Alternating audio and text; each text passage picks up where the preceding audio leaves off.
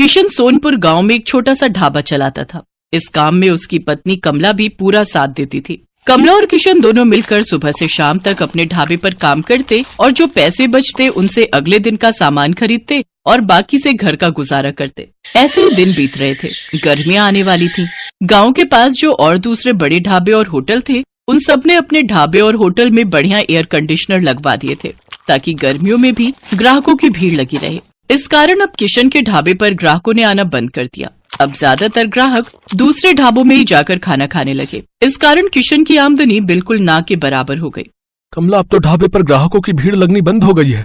एक भी ग्राहक रोटी खाने के लिए नहीं आता। सबको इसी ढाबों में खाने की आदत हो गई है। और वैसे भी गर्मी के मौसम में कौन भला हमारे इस छोटे से पुराने ढाबे पर खाना खाएगा। सबको एसी की ठंडी हवा में खाना खाना अच्छा लगता है, पर हमारे पास तो इतने पैसे भी नहीं है कि हम बड़ा और महंगा एसी लगवा सकें। कैसे गुजारा चलेगा कमला, कुछ समझ नहीं आ रहा है। इसी बात को लेकर तो मुझे भी चिंता हो रही है। ग्राहक नहीं आते तो खाना भी रोजाना का खराब हो रहा है। हमारा तो बहुत नुकसान हो जाएगा। अब तो थोड़े से ही पैसे बचे हैं जिनसे सिर्फ एक दाल और रोटी बना सकते हैं। उसके अलावा हम कुछ नहीं बना सकते। किशन भाई, गर्मी में यहाँ बैठकर खाना बहुत मुश्किल है। आज तो मैं गलती से बैठ गया, नहीं तो अब तो मैं एसी वाले ठंडे ढाबे में ही खाना खाऊंगा। वहाँ थोड़े पैसे ज्यादा होते हैं पर आराम से खाना तो खा लेते हैं। लाओ, कितने पैसे हो गए? 50 रुपए। ये लो, और इस ढाबे का कुछ करो और साथ में एसी ढाबा करो इसे, नहीं तो कोई खाना खाने नहीं आएगा। दिन पर दिन किशन और कमला परेशान रहने लगे। अब तो इक्का दुक्का ही ग्राहक उनके ढाबे पर आता। इस कारण किशन ने सिर्फ एक दाल और रोटी बनानी शुरू कर दी, क्योंकि बाकी चीजें अगर वो बनाए तो ग्राहक नहीं आए तो खराब हो जाएंगी और फिर पैसे भी तो चाहिए। इसी कारण वो जैसे तैसे अपना ढाबा थोड़ा बहुत चला रहा था। कमला, आज बस 250 रुपए की कमाई हुई है। अब तो कोई रास्ता ही नजर नहीं आ रहा है। मुझे लगता है हमें अपना ढाबा बंद करना होगा। किशन के ढाबे के सामने एक बहुत बड़ा ढाबा था। वहाँ ग्राहकों की भीड़ लगी रहती थी, क्योंकि इस साल ही वहाँ के मालिक रघु ने बहुत ही बढ़िया मरम्मत करवाकर ढाबे में एसी लगवा दिया था। क्या बात है किशन, आज भी तेरे ढाबे पर कोई नहीं आया?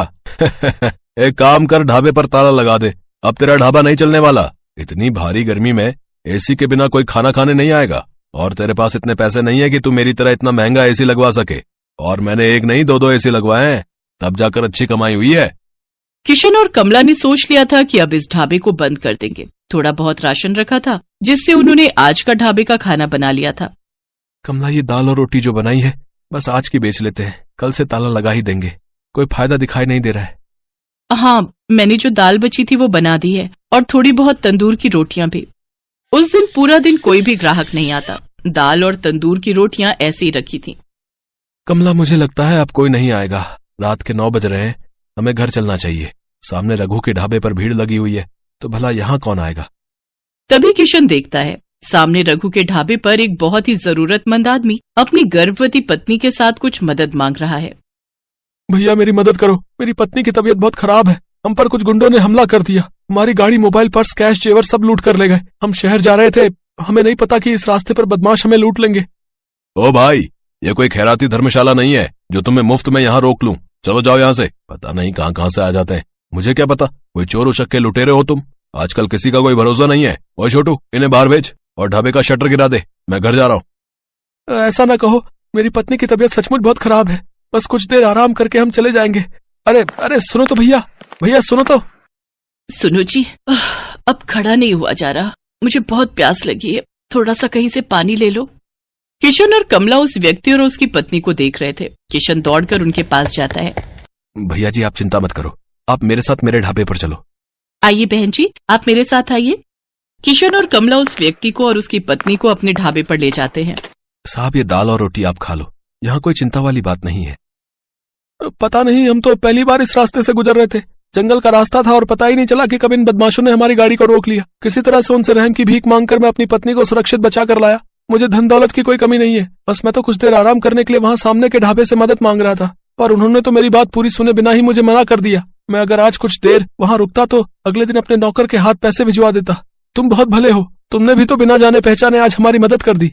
अच्छा, तो तुम ये ढाबा चलाते हो? साहब, चलाता तो हूँ, पर आज मेरा इस ढाबे पर आखिरी दिन था। मैं इस ढाबे को बंद कर रहा था। शायद आपकी किस्मत में आज मेरे ढाबे की रोटी खाना लिखा था। किशन अपना सारा दुख उस व्यक्ति को बताता है। चिंता मत करो भाई, अब तुम्हें इस ढाबे को बंद नहीं करना पड़ेगा। मेरा नाम वीरेंद्र सिंह है, मैं शहर का जाना माना व्यापारी हूँ। मेरे पास भगवान का दिया सब कुछ है, बस एक औलाद की कमी थी, वो भी भगवान ने हमारी झोली में खुशियां देकर पूरी कर दी। आज मेरी पत्नी की तुमने बहुत मदद की है, अब उसकी तबीयत में भी सुधार है और हम पति पत्नी सुरक्षित घर पहुंच जाएंगे। इससे बड़ी और क्या बात होगी? सुषमा, अब तुम्हें कैसा लग रहा है? मैं बिल्कुल ठीक हूँ जी। कमला ने मेरी बहुत देखभाल की है, अब मुझे बिल्कुल ठीक लग रहा है। अब मैं सफर कर सकती हूँ। किशन, तुम चिंता मत करो, मैं कुछ दिनों में तुम्हारे पास आता हूँ। तुम्हारे इस ढाबे को एसी ढाबा बनाने की जिम्मेदारी मेरी है। किशन और कमला की खुशी का ठिकाना नहीं था। उन्होंने किसी मजबूर की सहायता की तो भगवान ने उनकी सहायता की।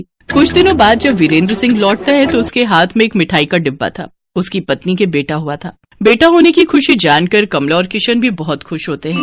वीरेंद्र सिंह अपने खर्चे से किशन और कमला को एक बहुत ही बढ़िया और बड़ा एसी ढाबा बनाकर देता है, जो फुली एयर कंडीशनर था। किशन का ढाबा किसी बड़े 5 स्टार होटल से कम नहीं था। अब तो ग्राहकों की भीड़ उस ढाबे पर आने लगी। ढाबा देखने में बहुत सुंदर था। किशन ने गांव के और भी मजबूर लोगों को अपने ढाबे में नौकरी दी। किशन का ढाबा दिन के साथ साथ रात में भी खुला रहता था, ताकि हाईवे से आने जाने